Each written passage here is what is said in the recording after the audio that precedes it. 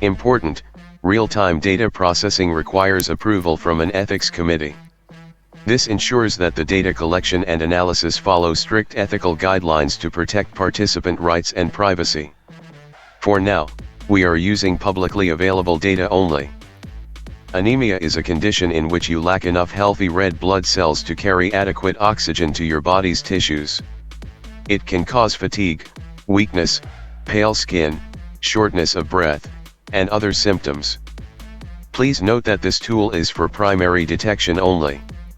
Consult a healthcare professional for a confirmed diagnosis and treatment. Please upload an eye conjunctiva image to detect anemia.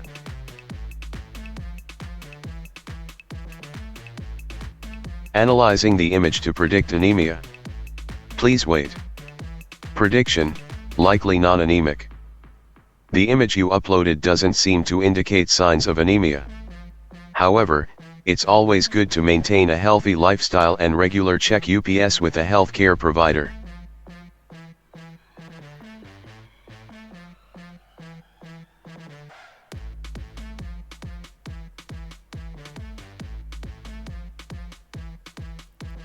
Prediction, likely anemic. It seems like the image you uploaded suggests signs of anemia.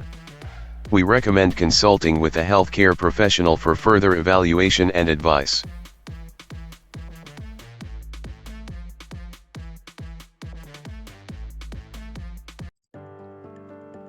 Hello everyone, this is Aishwar. I am from VIT Chennai. Now I am going to explain about my final year project, non-invasive detection of anemia from eye conjunctiva using CNN. We have done this project under Karthikeyan sir. He is an assistant professor in our college. Coming to team members, I myself, Srinath and Vedat, have completed this project. This is the agenda of our presentation. Now I will walk through all these components. Problem statement, what is anemia, why anemia detection is essential, followed by rest of the things. Coming to problem statement, here we can see statewide statistics of anemic patients. More than 57% of women in India are anemic. These are 2022 statistics. Anemia is nothing but a blood disorder which develops in the condition of lack of healthy red blood cells or hemoglobin.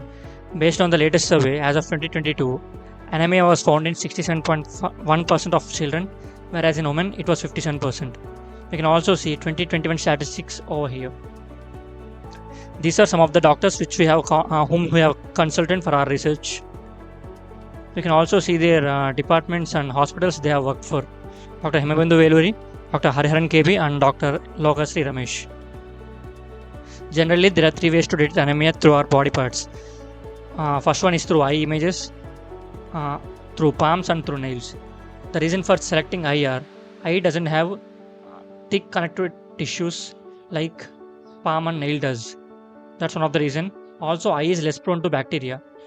Eye also is free of dermis, epidermis and melanin. So this absence of skin layers and pigmentation helps us to eliminate the factors that could affect coloration assessment. These are some of the research papers sent by doctors for our reference. As I said, anemia is a medical disorder caused by lack of number of red blood cells or decrease in amount of hemoglobin in the blood. Symptoms of anemia includes fatigue, weakness, pale skin, shortness of breath, dizziness and headaches. And these statistics I have explained in the previous slide. And coming to why anemia detection is essential.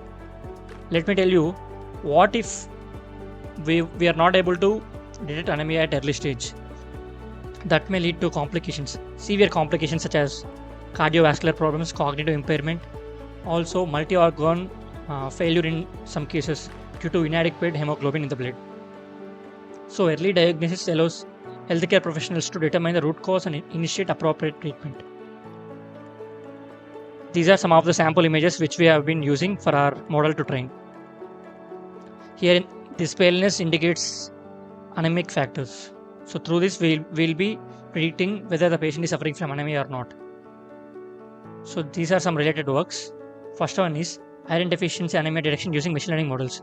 Here they have used CNN model and they have got around 96.45% accuracy. The problem here is they have used AlexNet model.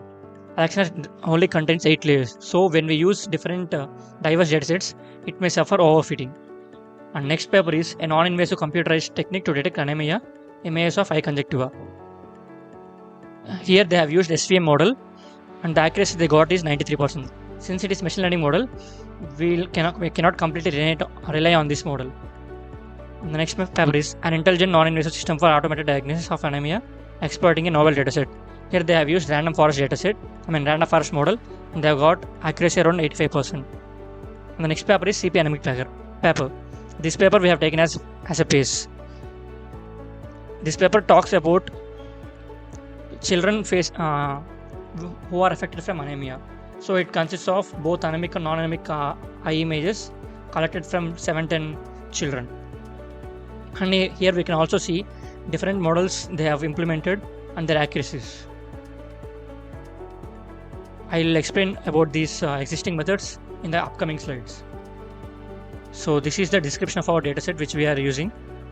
There are total 4262 images, out of which 2558 are anemic and 1704 are non-anemic. The age group of this dataset is below 6 years. This is collected after data augmentation. So this is our block diagram. This is how our workflow looks like. First we will be taking each sample from the dataset, then we will be resizing the image, then we will be sending it to the existing ResNet model. After that we will be adding some additional layers. So then we will be compiling and evaluating the model, then we will be predicting. That's how the workflow looks. Coming to existing methods, first one is ConNext model. Here it contains about 18 convolution networks. The problem here is it doesn't have skip connections, so that's why we are experiencing high loss. Also the accuracy is 77.37% only. We can also see other factors such as recall, F1 score, precision and AUC. So this is not suitable for us to do advancements.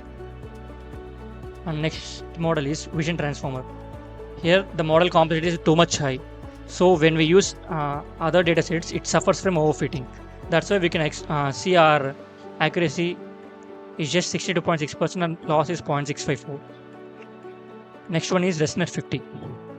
Here it contains almost 16 residual blocks. Almost we'll be having 48 convolution blocks in this ResNet 50 architecture. That's why we are experiencing relatively higher accuracy than other models. The accuracy is near to 80% and the loss is near to 0.7. Here we have this facility called skip connections. Skip connection is nothing but it allows gradients to flow through it during back propagation, which enables us to reduce our loss. So that's why we have selected this model as our base and we are implementing our advancement to this model. So this is our proposed method look like. This is the architecture of our proposed model. This is the base ResNet 50, global average pooling layer, dense layer, dropout layer, followed by dense layer, followed by reshape layer, followed by again dense layer, dropout layer and flatten layer. Now I'll go through each of the layer for your understanding. First one we are using global average pooling layer. Say that we have got 4x4 block after doing ResNet 50. So if we go through 4x4 block, there is a chance of getting information lost. So what we are doing here is like we are reducing the spatial dimension of each block. So we are converting it into 1x1 block. So we are sending each dense layer with 2048 neurons into 1x1 block so that it can extract high dimensional features. So that's how the global average pooling layer helps here. Followed by dense layer. As I said, we will be sending 2048 neurons into each block to extract high dimensional features.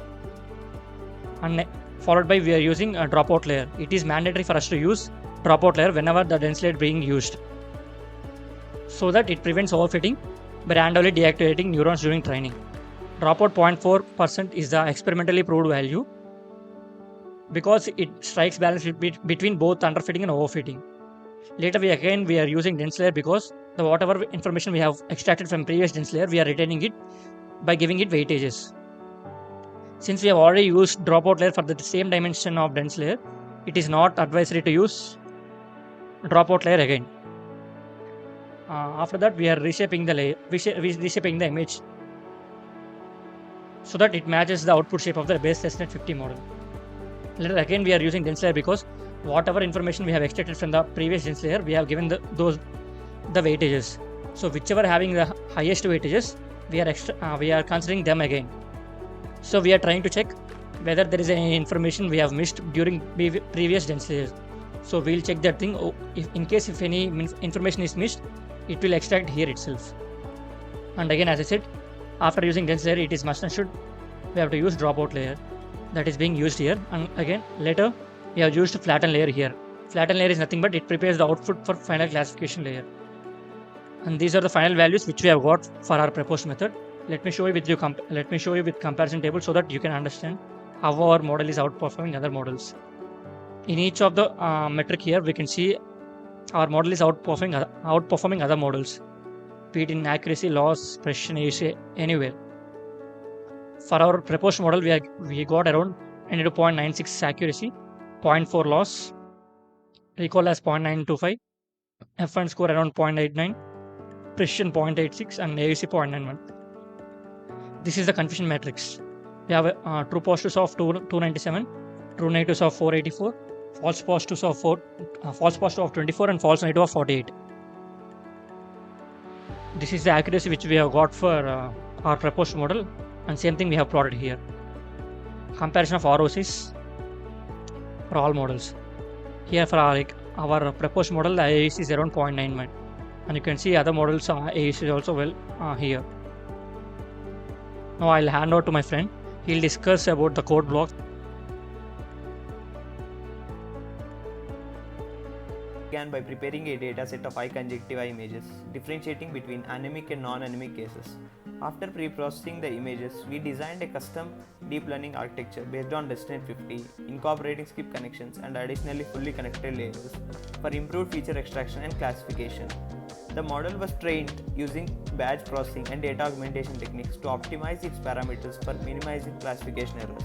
Evaluation metrics such as loss, accuracy, precision, recall, and F1 score were utilized to assess model's performance on unseen data.